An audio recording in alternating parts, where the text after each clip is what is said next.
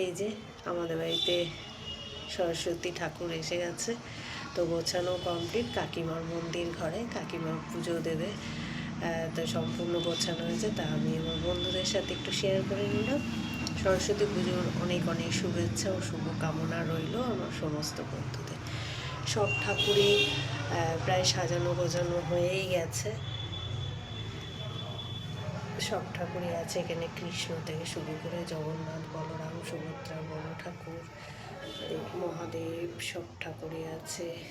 ভবতারিণী, নারায়ণ, লক্ষ্মী, গণেশ, বজরংবলী সবই আছে মোটামুটি।